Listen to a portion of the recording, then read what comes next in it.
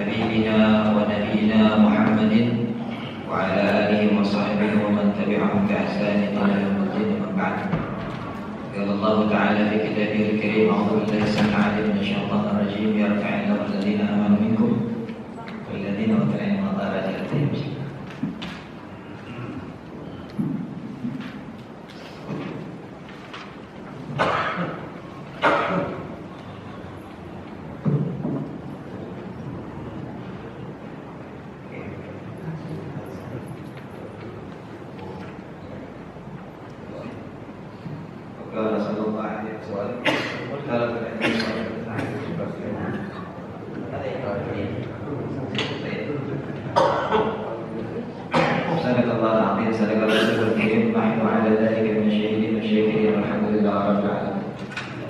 Para hadirin, para asatidz dan hujjah, bapak-bapak, ibu-ibu sekalian, sebelum kita mulai, kita doakan untuk kesembuhan orang tua daripada guru kita, Al-Mukarram Muhtaram Ustaz Umar kita, yang kabarnya beliau saat ini sedang dirawat di rumah sakit. Mudah-mudahan Allah berikan kesembuhan dan mudah-mudahan Allah berikan kesabaran kepada beliau dan menjadikan penyakitnya ini menjadi sebuah sebab daripada menurunkannya dosa-dosa beliau. Dan insyaallah mudah-mudahan menjadi akibat untuk kita semuanya. Ala hadiniya wa biniya syifa Allah syifa syifa syifa dia segala Al-Fatihah.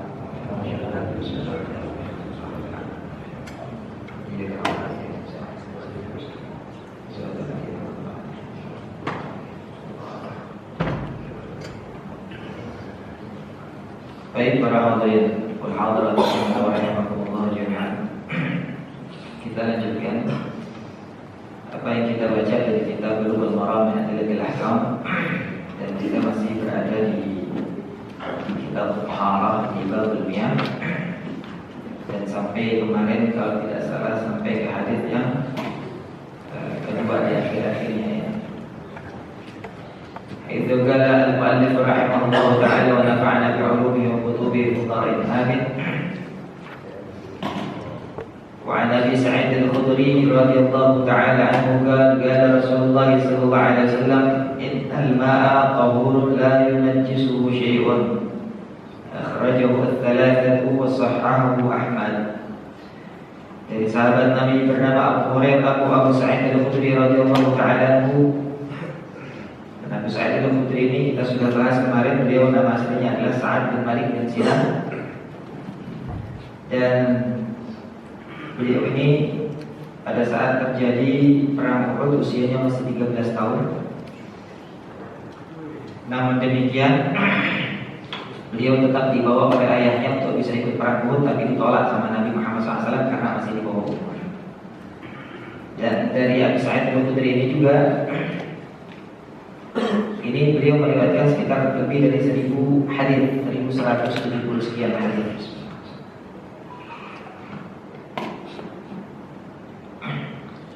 Dia termasuk daripada ulama sahabat, pembesar dari para sahabat, dan dari beliau juga kita dapatkan hadis tentang ruqyah, yakni surat Al-Fatihah ja'alaha ruqyatan litadawa, menjadikan surat Al-Fatihah untuk menjadi ruqyah. Kalau kita jampi-jampi gitu ya.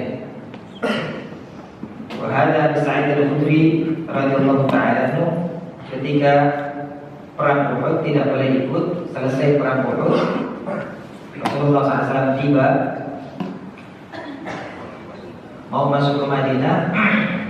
Nah, beliau ini Sa'id al-Khudri termasuk orang yang menyambut kedatangan pasukan baginda Nabi Muhammad SAW. Lamma marra bihi Nabi Subhanahu wa ta'ala radhiyallahu sallallahu alaihi wasallam, saat Nabi SAW melewati Abu Sa'id al-Khudri dan Sa'ad bin Malik. Karena Rasulullah SAW Sa'ad bin Malik kan, "Na'am, iya ya Rasulullah." Kan, "Ajarallahu fi hadi." Semoga Allah Subhanahu wa ta'ala memberikan kau pahala untuk meninggalnya ayah.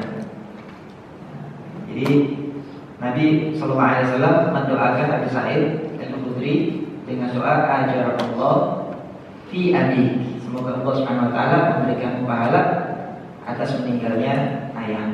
Ini mungkin salah satu doa yang bisa kita ucapkan saat kita mendengar ada seseorang yang meninggal. Ya.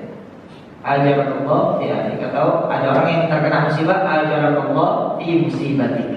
Semoga Allah memberikan kau pahala dalam musibah.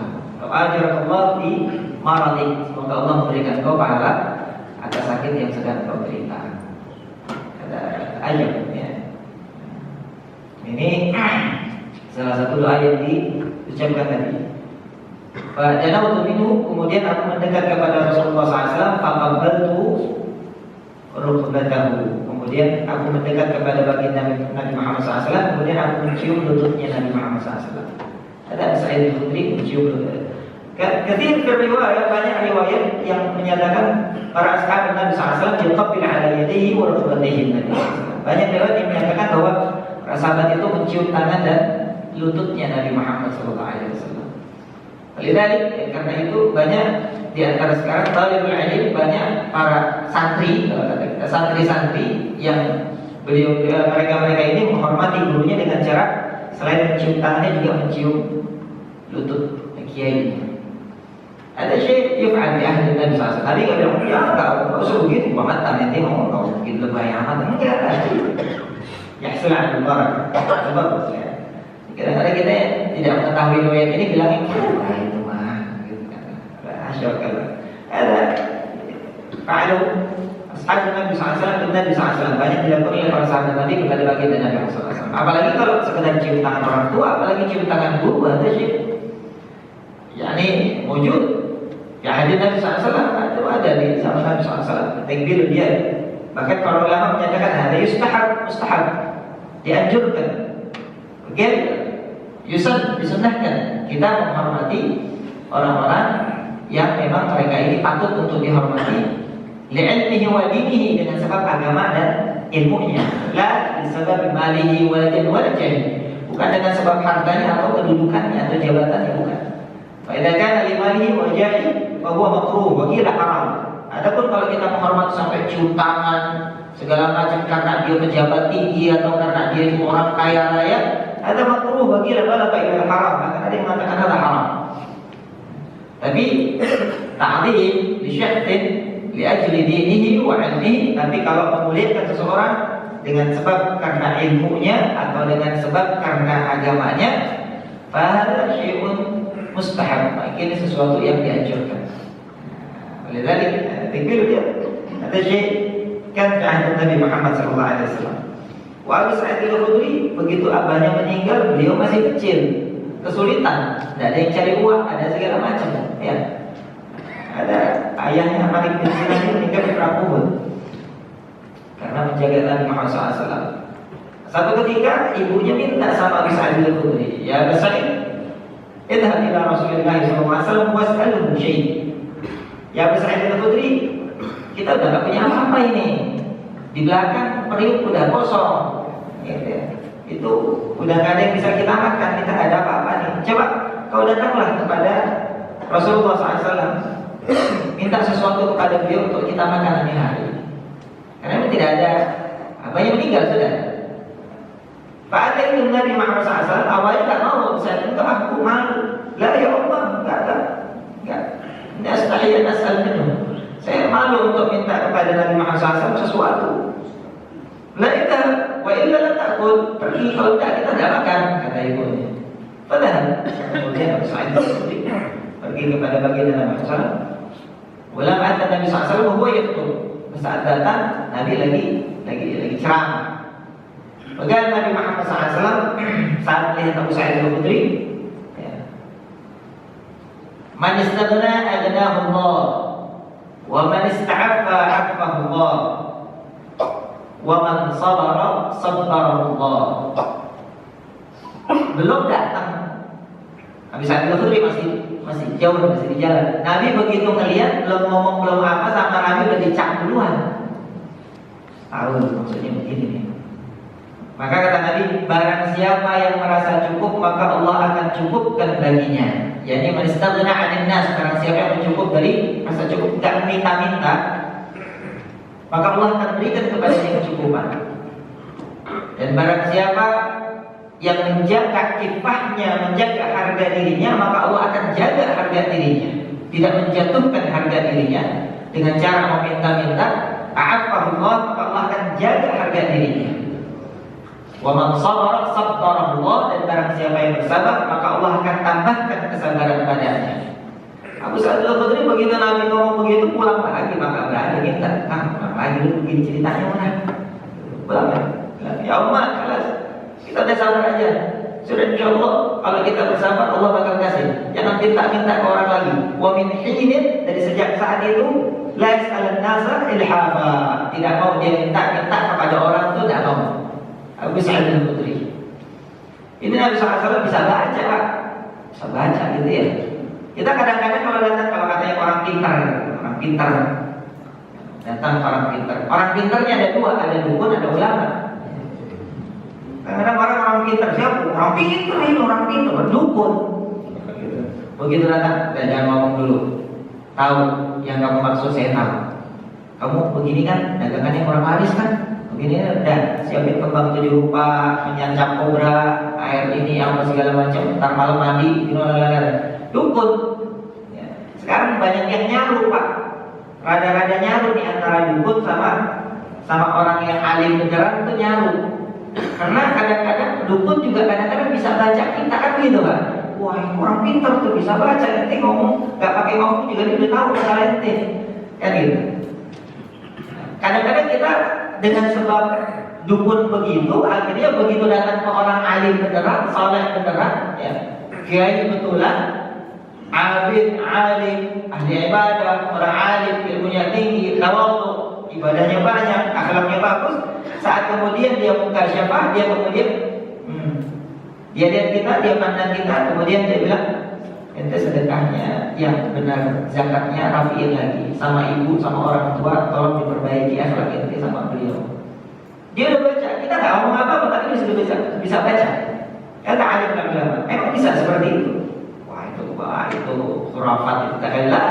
Kata Nabi Muhammad SAW, ittaqu firasatal mu'min, fa innahu yanzur binurillahi jalla wa'ala.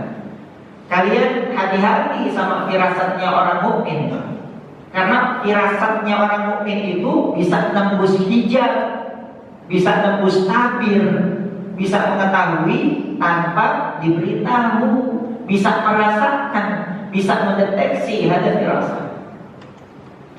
Nah ini kadang-kadang kita suka nyaru, dukun dikata punya firasatnya tajam lah. Firasat mukmin itu betul. Ya, firasat mukmin itu betul. Jadi ada orang-orang yang memang memiliki seperti itu. Tapi lihat dulu siapa orang yang memiliki firasat seperti itu. Al-Imam Al-Qushairi dalam kitabnya Ar-Risal Al-Qushairi mengatakan, kata beliau, man qatta basarahu 'anil maharim wa amsaka nafsahu 'anil syahawat wa 'ammara batinahu bi dawamil muraqabah wa zahirahu bi ittiba'i sunnah wa ta'awwada 'ala akli al-haram wa ta'awwada 'ala akli al-halal lam tukhti firasatuhu. Kata beliau, syarat untuk mendapatkan firasat yang tajam itu adalah yang pertama, man qadda basaruhu 'anil maharim, selalu menundukkan pandangan dari perkara-perkara yang haram. Tidak mau melihat yang haram-haram. Modelan kayak kita mah boro-boro tajam firasatnya apa? Buram kalau ada orang datang ke kita, nggak tahu maksudnya apa. Kadang dia udah ngomong kita nggak paham kan gitu. Modelan kita. Cuma kadang-kadang di antara kita ada yang belum ngerti. Nggak usah ngomong, biar gue tetap dulu kan. Kadang begitu. Tahu nih maksud apa nih? Kita suka begitu. Mana mata kita jalan kemana-mana, gimana bisa tajam firasat kita? Kalau mau tajam firasatnya, maka tutup pandangan kita, tundukkan pandangan kita dari perkara-perkara yang haram. Wa amsaka nafsahu 'an syahwat, kemudian bisa menahan nafsunya daripada mengikuti syahwat. Wa ammara batinahu bidawamil muraqabah, kemudian membangun ruhaninya, batinnya dengan selalu bimuraqabah, muraqabah Allah, merasa diawasi oleh Allah Subhanahu wa taala. Hatta la yaf'ala illa khati'ah wa dzunub, sehingga dia menjauhi dari perkara-perkara yang bikin Allah marah. Wa dhahirahu bi ittiba'i sunnah, dan zahirnya itu selalu mengikuti sunnah-sunnah Rasulullah SAW. Kadang-kadang orang sampai dia itu belajar kebatinan, ilmu hikmah, sampai sholat itu sampai ditinggal. Yang penting hati sudah, yang penting kita hati perkara itu. Yang penting sudah hati sudah. Ini hikmahnya kebablasan ilmu hikmahnya, gitu ya. Karena Rasulullah SAW setinggi apa beliau ini dibanding kita jauh, tapi tetap beliau itu rajin sholat sampai bengkak kakinya, tak berhenti beliau sholat. Kadang-kadang ada yang orang kelewatan begini menyesatkan.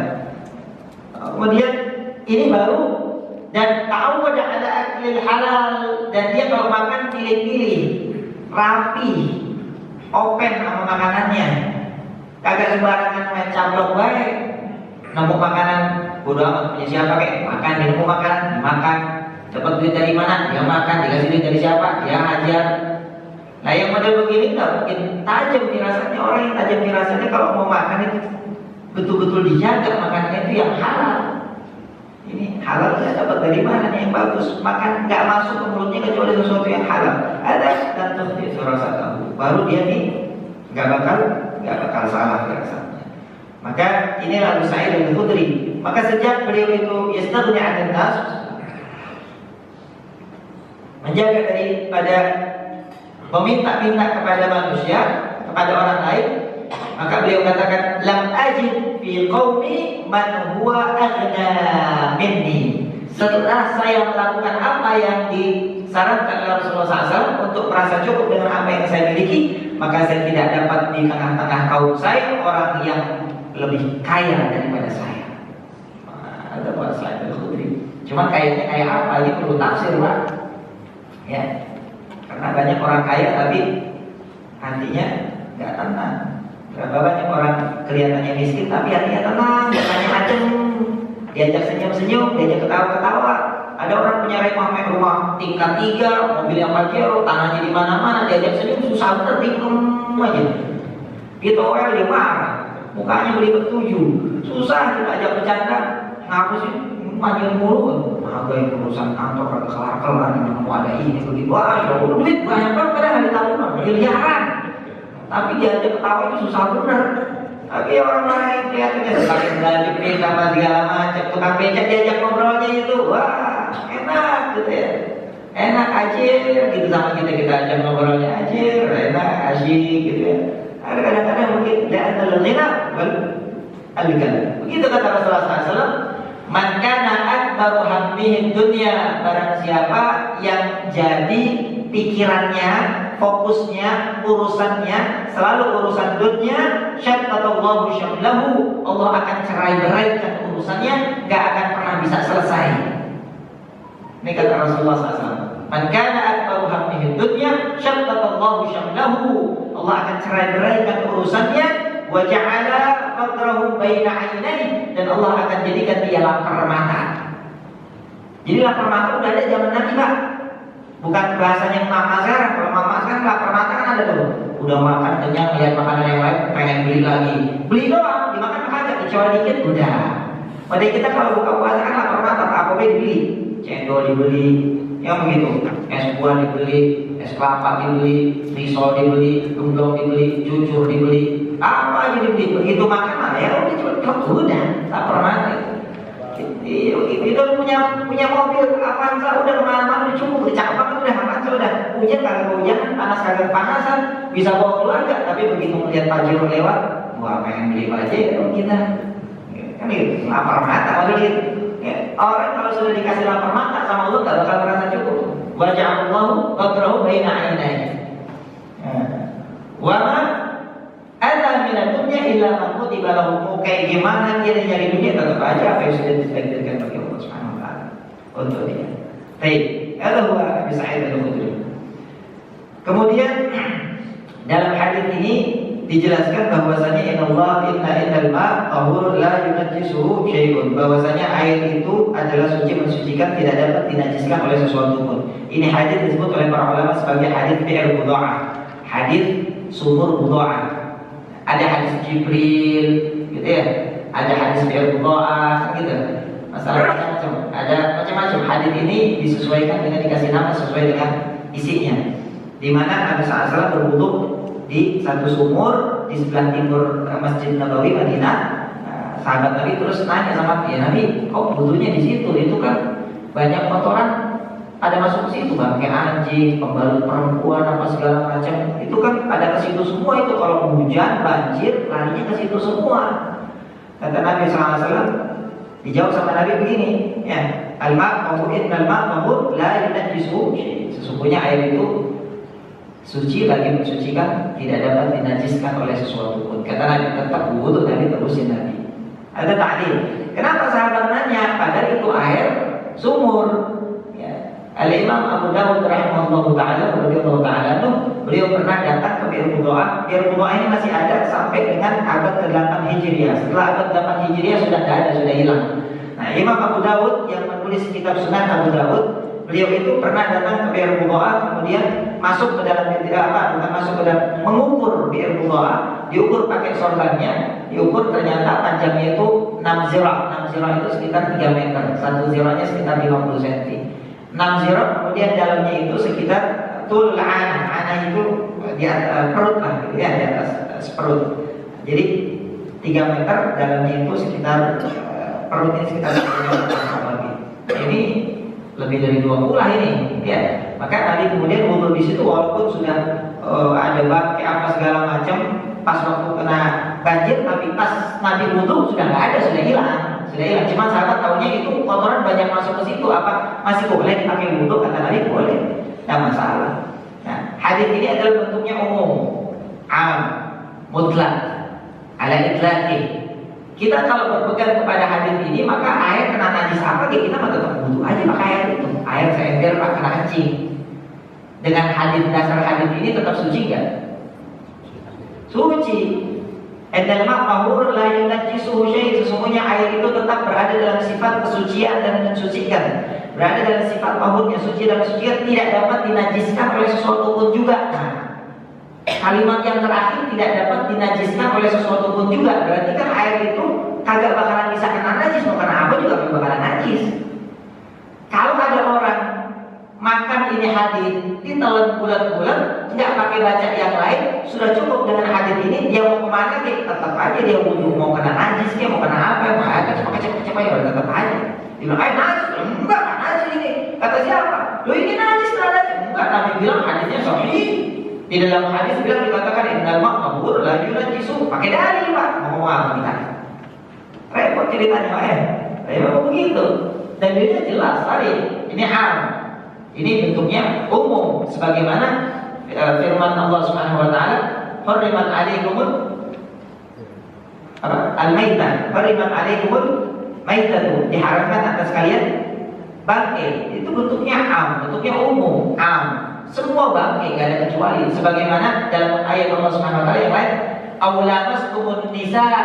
Atau kalau kalian menyentuh perempuan, kalau kau tidak menyentuh perempuan, kalau terus kau nggak dapat air untuk wudu, katanya kamu saya dapat. Maka jadi nyentuh perempuan di situ nggak disebutkan kecuali ibu, kecuali saudara, kecuali tidak ada, semua perempuan. Kita setiap nyari perempuan batal menurunkan ayat itu. Kan begitu. Ini namanya am. Yang kemarin pernah ditanya tuh, ini am, bentuknya am mutlak. Ini hadis ini adalah hadis yang am, masih umum bentuknya. Kemudian apa yang mengkhususkan? Maka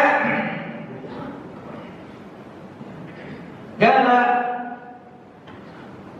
mu'allif misbahul qalam ya innal ma' tahur ay fa'al fil ma'i lil kamal fa yustafadu minhu annahu al-ma'ul katsir. Maka ada ulama yang mensyarahkan ini hadis yang dimaksud dengan al-ma' di sini adalah air banyak, bukan sembarangan air. Fa'innahu la yunajjisuhu syai'un. Kalau air itu banyak maka tidak dapat dinajiskan oleh sesuatu. Wa hina idzin fal haditsu makhsusun bil hadits al-ati. Maka saat ini ya, hadis ini sebetulnya ada taksisnya, ada takyidnya, ada hadis lain yang mengkhususkan daripada keumuman hadis ini. Apa itu hadisnya? Sesudahnya hadis sudahnya. Wa an Abi Umamah al-Bahili radhiyallahu ta'ala anhu qala, hadis yang ketiga dari sahabat Nabi bernama Abu Umamah al-Bahili radhiyallahu ta'ala anhu, beliau berkata, qala Rasulullah sallallahu alaihi wasallam, bersabda Rasulullah sallallahu alaihi wasallam, innal ma'a la yunajjisuhu syai'un. Sesungguhnya air itu tidak dapat dinajiskan oleh sesuatu pun illa ma ghalaba ala rihihi wa ta'amihi wa lawnihi. kecuali kalau air itu berubah salah satu daripada sifat-sifatnya, baik baunya, rasanya maupun warnanya. Akhrajahu Ibnu Majah wa dha'afahu Abu Hatim. Ini hadis riwayat Ibnu Majah dan hadis dhaif. Hadis dhaif. Walil Baihaqi al-ma'u tahurun, dan menurut riwayat Imam Al-Baihaqi dalam kitab sunahnya, air itu adalah suci lagi mensucikan illa in taghayyara rihuhu, air itu suci mensucikan kecuali apabila berubah daripada baunya, au ta'mu atau rasanya, au launuh atau warnanya, binajasatin tahdutsu fihi, dengan najis yang jatuh kepada air tersebut. Wa hadha hadits kaman dhaif, ini hadis dhaif.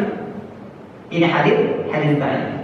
Tetapi walaupun ini hadis dhaif, ini hadis mentaksis daripada hadis yang sahih dari Abi Sa'id Al-Khudri. Ajma'ul ulama semuanya sepakat kalau air itu berubah salah satu daripada sifatnya, baik itu warna, bau maupun rasanya, maka berubah dengan sesuatu, maka air itu hilang sifat suci mensucikannya. Kalau berubah dengan sesuatu yang najis, maka air itu menjadi mutanajjis.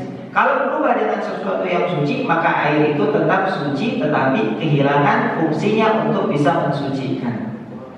Ada namanya air yang tercampur dengan sesuatu yang suci. Misalnya kecampur sama apa? Kopi, teh, gitu ya, atau kecampur sama air jeruk misalnya. Ya, itu air yang kecampur, berubah warnanya, maka hilang, tidak bisa sudah.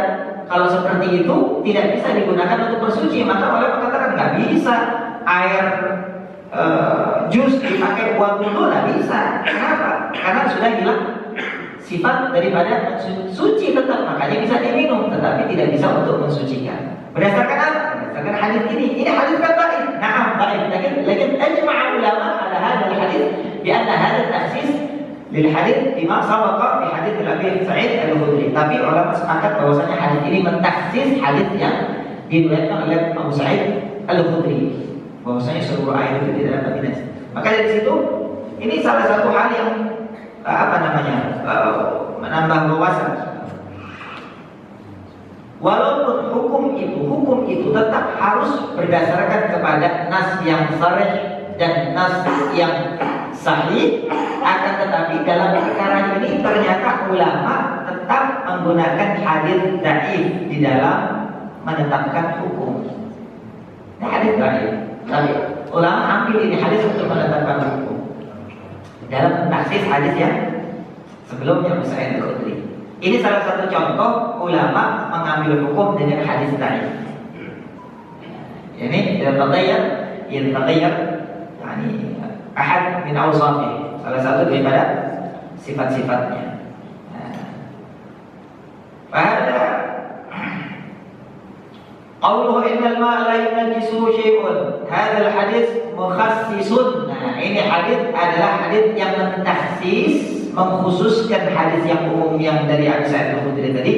Lil hadis alladhi qabl hadha fal awwal 'am. Lil hadis alladhi qabla hadha fal awwal 'am. Dari hadis Abi Sa'id Al-Khudri, maka hadis yang dari Abi Sa'id Al-Khudri yang tadi yang kedua itu bentuknya umum. Ai sawa'un taghayyara la. Jadi hadis yang pertama itu kena najis, mau berubah kayak mau enggak berubah kayak tetap aja suci. Kalau menurut hadis Abi Sa'id Al-Khudri, "Innal ma'a tahurun la yunajjisuhu syai'un." Air itu tetap dalam keadaan suci mensucikan, tetap dalam sifatnya, walaupun kena najis, walaupun berubah ataupun apalagi tidak berubah. Berdasarkan hadis yang pertama begitu. Akan tetapi hadis ini mentaksis daripada hadis yang pertama, karena kalau hadis yang pertama bilang mau berubah enggak berubah tetap suci. Wa bihadzal takrir annal ma'a alladhi, dan berdasarkan ketetapan ini maka air alladhi ghalaba alaihi rihu, yang dia itu berubah baunya, atau ta'muh, atau rasanya, atau launuh, atau warnanya, mutanajjisun kalma au kathur, maka dia berubah menjadi air yang najis. Kalau dia berubah dengan sebab najis, baik itu warna, bau maupun rasa. Bukan ajma'al ulama'u ala anna al-ma'a al-mutaghayyar, dan ulama sepakat semuanya bahwasanya air yang sudah berubah keadaannya bi ahadil awsaf thalatha, daripada salah satu daripada ketiga sifat air tersebut, mutanajjisun, tetap hukumnya najis. Wa in kana qadra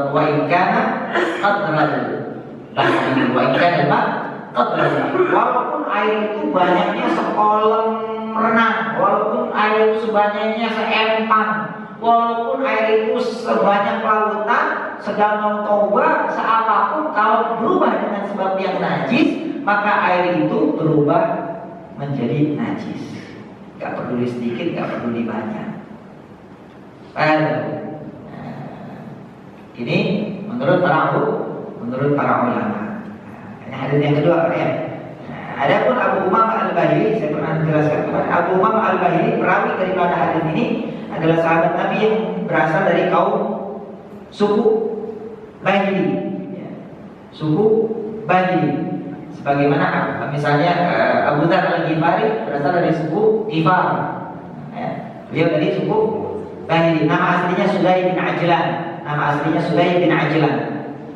Nah, beliau ini ikut perang sama Nabi SAW, ya, ikut perang sama Nabi SAW. Jadi diriwayatkan oleh Abi bahwasanya beliau ini ketika masuk Islam kepada Nabi SAW di Madinah, kemudian disuruh pulang sama Nabi. Ente pulang aja, pulang kampung sono, kemudian ente dakwah di kampung ente. Ajak orang-orang kampung ente masuk Islam. Sama manfaatan baik ya Rasulullah. Walaupun beliau kepengennya dekat sama Nabi karena perintah Nabi begitu, ya sudah, pulanglah dia. Nah, ini sama manfaat sama guru ya. Kalau guru bilang A, guru bilang B. Kalau kita kan lain. Kata guru A, ngomongnya B. Kalau kita kata guru jangan pergi. Kata guru datang kagak. Gitu modelannya kita gitu tuh. Tapi modelannya sahabat-sahabat Nabi, kata guru A, kata guru B, sudah ada. Imtithalan li amri. Baik ya Rasulullah, pergi dia pulang kampung. Begitu pulang kampung, namanya perjalanan jauh, kehabisan bekal, sampai kampungnya dalam keadaan lapar, dalam keadaan haus. Ya. Nah, dia di toko, salah satu toko di kampungnya, disuguhin makanan sama orang kampung, ya disuguhin marus. Emang orang kampungnya cuma makan marus, gitu ya. Apa darah ya? Zaman kita dulu kan tukang sate keliling-keliling itu kan suka jualan marus, maka kita mah hati kan gitu. Bohongin aja tukang sate kan gitu.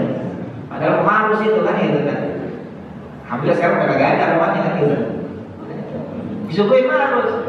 Kata beliau, wailukum, celaka ente, ada datang ke sini buat ngeharamin ente, dia makan model begini ya, masa ente disuguhin anak begini, gak ada ceritanya. Ya ente mau makan kagak disuguhin pakai nawar, kata kalau yang begitu. Pokoknya rame dulu. Ya udah kagak mau makan. Saking nahan laparnya, capek habis perjalanan, tidur sudah ingin ajalan. Tidur begitu, tidur mimpi. Nazala dalun, minas sama turun ember dari langit. Wafihi labanun, di dalam ember itu susu. Wasyariba minum dia dari susu itu sampai kenyang. Selesai minum, bangun. Begitu bangun perutnya kembung, udah kenyang Pak. Udah kenyang perutnya. Kata kaum yang lain, gimana sih, itu kan saudara kita juga, itu kan ketua kita juga, tokoh kita juga. Jadi kalau dia mau makan itu suguhnya lain, kagak ada yang makan yang lain aja mau dimakan. Suguhnya maaf tadi kita, kalau kagak mau nih makan nih, yang ada nih, ini. Enggak. Makanya saya kenyang kok gimana? Mau tidur tadi. Lihat perut nih, kenyang.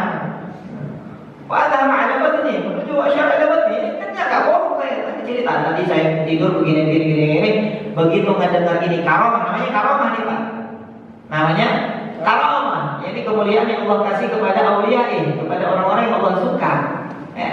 Jadi lihat, Pak Aslamu begitu melihat karomahnya, nggak pakai dakwah panjang-panjang, nggak pakai berbusa-busa, nggak pakai ceramah lama-lama, nggak pakai bertahun-tahun, langsung begitu mendengar dan melihat langsung karomah yang ada pada Sudai bin Ajlan, seluruh kaumnya Aslamu, Islam, masuk Islam. Masya Allah, ternyata Islam semua. Ya, gitu Pak. Kalau kita kan lain Pak. Kalau kita karomah dicari-cari, kan gitu. Ayo zaman sekarang tuh puasa putih 40 hari biar bisa kabar. Kan gitu. Baca zikiran ini 1000 kali, baca ini sekali, terus mandi tengah malam di 7 sumur apa segala macam. Kadang-kadang kita tirakan begitu supaya bisa terbang, supaya bisa ngilang, supaya bisa macam-macam.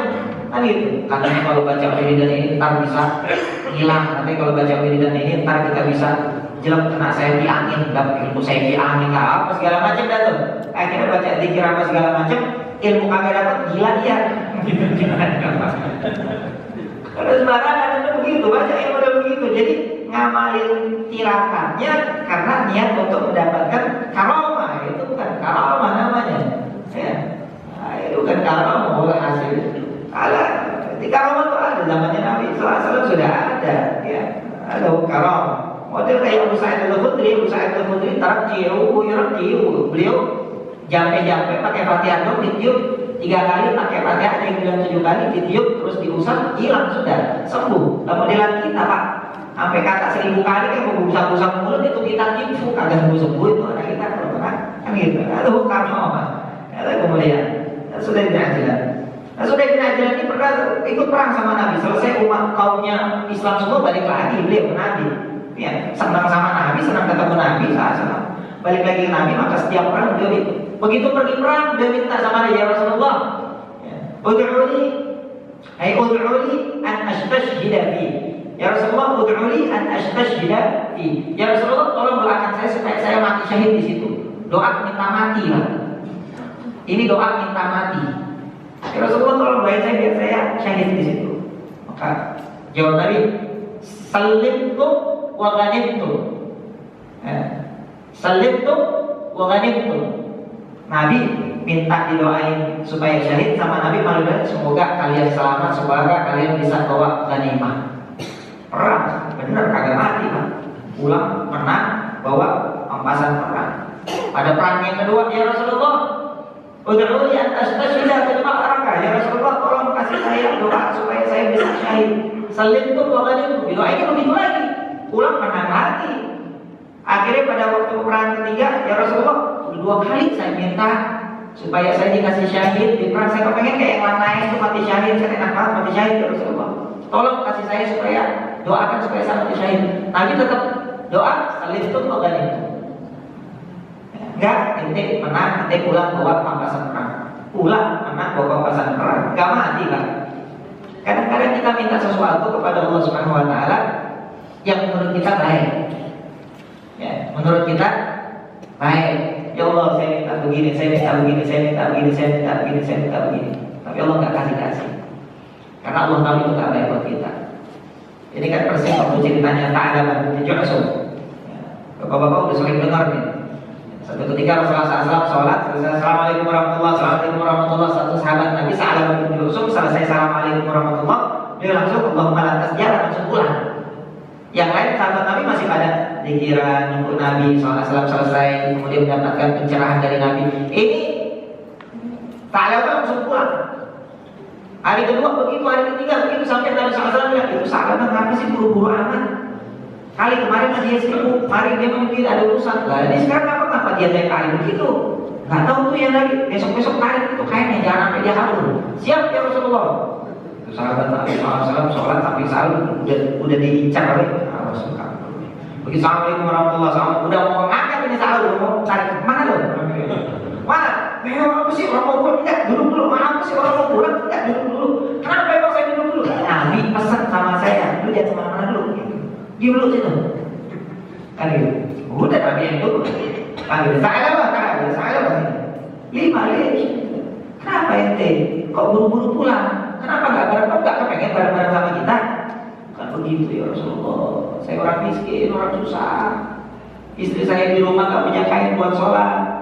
Kain saya satu-satunya. Kalau saya di sini kelamaan, rumah saya jauh. Nanti istri saya nggak kedapatan awal waktu sholatnya. Maka saya buru-buru pulang gantian pakai kain.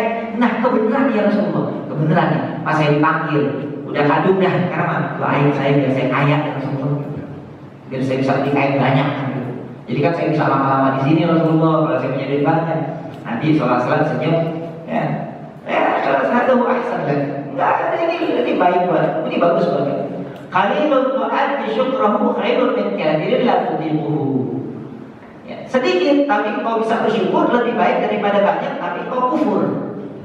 Sedikit tapi kau bisa mensyukurinya, menggunakannya sebaik-baiknya sesuai dengan apa yang Allah perintahkan, bisa memanfaatkannya dengan baik-baik, tidak menyia-nyiakannya. Lebih baik dari kau punya banyak tapi kau menyia-nyiakannya. Karena semua akan dimintakan pertanggungjawaban. Ya. Kata Nabi Muhammad SAW. Begitu bolak-balik Sa'labah akhirnya dikasih juga Allahumma adani Sa'labah, Allahumma adihi malak, Allah. Sudah selesai Sa'labah, dia tukang angon Pak, tukang angon kambing. Ya. Begitu beranak biasanya lahir kambing cuma 1 2, ini begitu beranak 4, itu akhirnya banyak kambingnya. Ya. Saking banyaknya kambingnya akhirnya dia repot ngurusin kambing. Bisa kebeli tuh kain, bisa kebeli makanan, bisa enak. Yang tadinya sholat tiap hari 2 hari sekali, 3 hari sekali, seminggu sekali. Salah Pak kemana? Hilang lagi apa? Ngurusin kambing. Wah udah selesai sudah. Sampai zakatnya tidak diterima oleh Rasulullah, tidak diterima oleh Abu Bakar, tidak diterima oleh Umar. Zakat tidak diterima. Pesannya Nabi begitu, gua nggak mau terima. Nabi yang nggak mau terima zakat gua apalagi gua. Kata Abu Bakar, kata Umar. Ada Abu Umamah. Maka kadang-kadang kita meminta sesuatu kepada Allah Subhanahu Wa Taala, belum tentu sesuatu itu baik untuk kita. Ya. Maka Allah Subhanahu Wa Taala an yusrifa anna hamqud du'a. Saat kita meminta kepada Allah, Allah tidak beri kepada kita, maka sesungguhnya itu adalah pemberian. Al-bad'u huwal 'ata. Saat Allah menahan permintaan kita, maka sesungguhnya itu adalah pemberian dari Allah Subhanahu Wa Taala. Ini hakikatnya kadang-kadang kita nggak sadar. Saat Allah menahan permintaan kita, hakikatnya itu adalah pemberian dari Allah untuk kita, karena bisa jadi yang kita minta tidak baik untuk kita. Kadang-kadang kalau ada orang kita minta Pak, udah bertahun-tahun kita minta sholat duha, sholat hajat, sholat apa segala macam, minta ngaji udah, puasa udah, sedekah udah, kita minta belum dikasih. Tetangga kita wala sholat, wala ngaji, wala apa, datang ke gunung jengkol, dia bakar minyak apa segala macam, pulang 2 hari proyeknya jebol.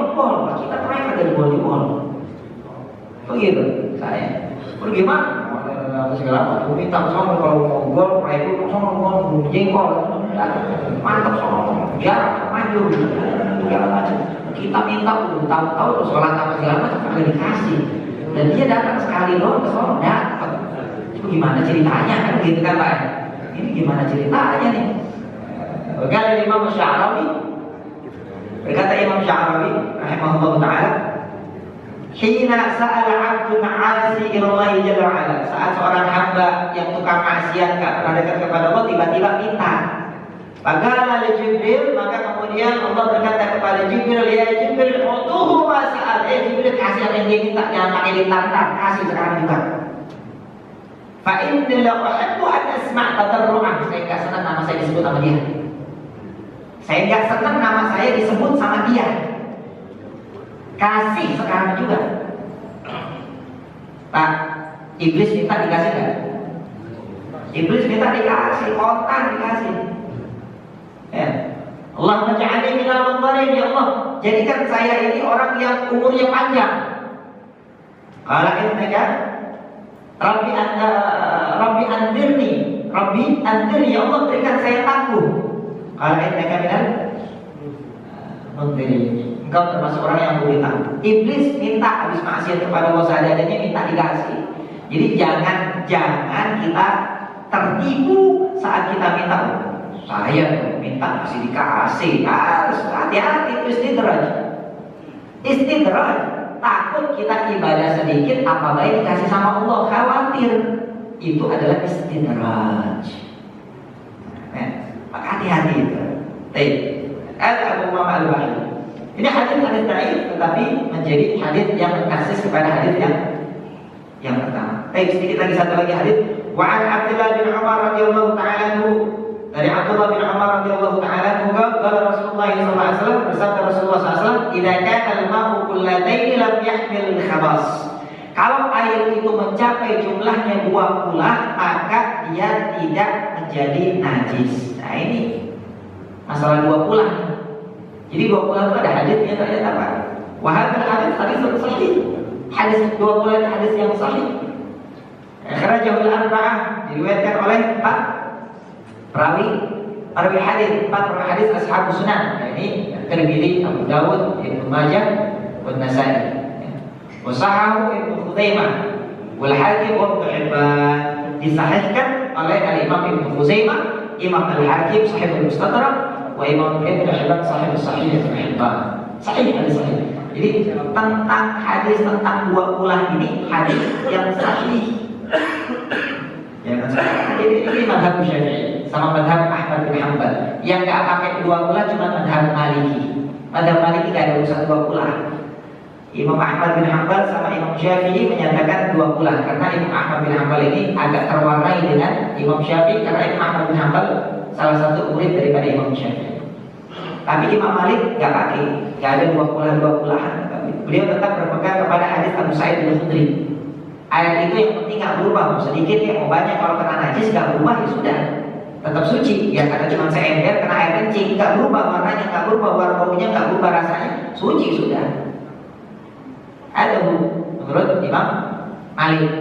Menurut Imam Malik begitu. Jadi nggak ada 2 bulan, nggak ada air banyak air sedikit menurut Imam Malik. Tapi menurut Imam Ahmad bin Hanbal bin Syafi'i, ya antar hadis hadis berdasarkan hadis ini, maka air itu terbagi menjadi air sedikit dan air banyak.